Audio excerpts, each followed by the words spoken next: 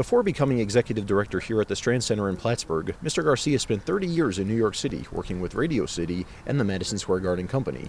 During this time, he got to meet such legends as Paul McCartney and Frank Sinatra. He wanted to get away from the hectic lifestyle of New York City, which is what brought him to the North Country. A group of students are putting together an exhibit to showcase some of the more notable visitors to SUNY Plattsburgh over the years. The exhibit will be on display right here at Feinberg Library, and I had a chance to catch up with some of the students and professors who helped make this exhibit happen. The Durkee Street parking plan is currently set to be implemented in the early spring. However, more than 50 downtown businesses in the city of Plattsburgh have come out in opposition to the parking plan, saying it is inconvenient for both employees and customers alike.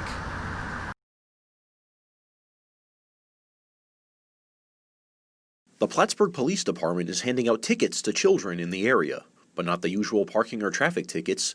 These are positive tickets and are given to children for good behavior and reward them with a free slice of pizza. It recognizes good behavior and it promotes relationships between the youth of the city and the police department. This is the second year the program has been instituted, and it has been widely accepted throughout the city. Officers began giving out the current batch of tickets earlier this month. The idea for the program was thought up by the Police Officers Union in Plattsburgh. It's not a directive from management. It's it's something that the officers did on their own. It was approved by the chief, and it's turned out to be pretty well. 100 tickets were created for the program. The tickets can be redeemed at Hobie's Sports Den and are good for one free slice. What I like about that is just to build like a better attitude and positive things with the kids in the community, and work on any kids from now to be helpful, being positive. Sassine hopes the tickets will give kids an incentive to get outside and into the community. Not being just inside the house and on the TV or with the iPad or tablet or all that. Tickets can be awarded for a variety of reasons, including using manners, sharing, and staying active. Captain Keyroy says this kind of behavior is not always acknowledged, but should be commended. Being safe, making good decisions, that type of thing is not very often recognized. So it's our way of allowing the kids to do that. Now the program does not end until all 100 tickets have been redeemed, so young children can continue to keep up their best behavior for a chance at their own free slice. In Plattsburgh, Jake Schaechinger, Newswatch. Sales tax accounts for the largest revenue in the Clinton County budget, making up around 60%.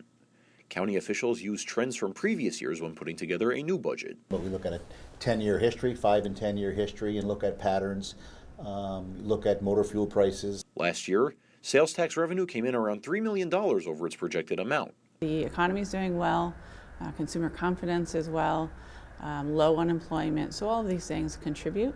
One reason for the increase is the cost of motor fuel. Gasoline is the third largest contributor to the sales tax in Clinton County. Last year saw a raise in gas prices, which then led to an increase in revenue from the sales tax. Both Davis and Zerlo say that the increase in tax revenue will be beneficial to residents of Clinton County.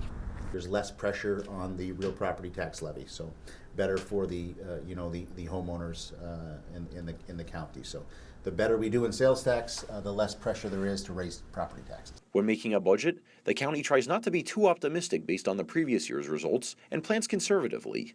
This is done to not hurt municipalities in Clinton County if the budget is off. It does ebb and flow, so we feel comfortable in our estimate, but we did not, ring the revenue, the sales tax towel, just because we had a good year the previous year. An increase in revenue can also mean extra maintenance around the county. Infrastructure that we're able to maintain, county roads, certainly the airport. Anytime we're generating revenue, that's going to help. The county put in around $53 million for sales tax revenue in this year's budget, around $1 million more than the budget in 2018.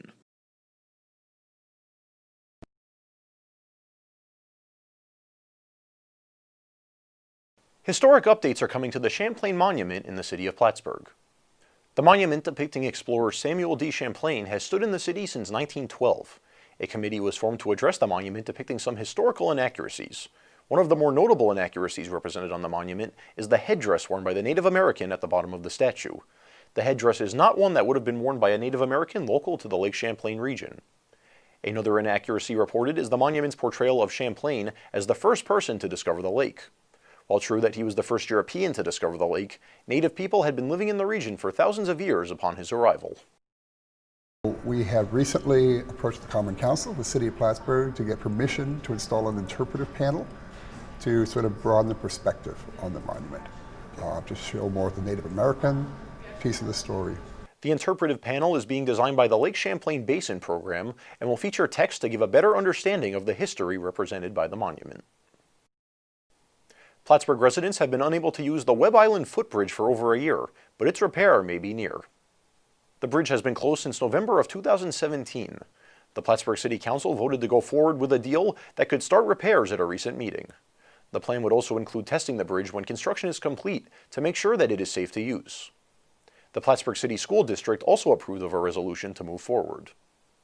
It's been a long process. There's been periods of disagreement, but I think what we have right now is the start of a period of agreement or alignment of perspective, and I'm excited about that. The repairs to the bridge are set to cost around $500,000, which the state would cover the majority of. The city, county, and school district will each contribute to the rest. The City Council will once again have to vote to finalize a contract to begin the repairs to the bridge. Construction could potentially start this spring.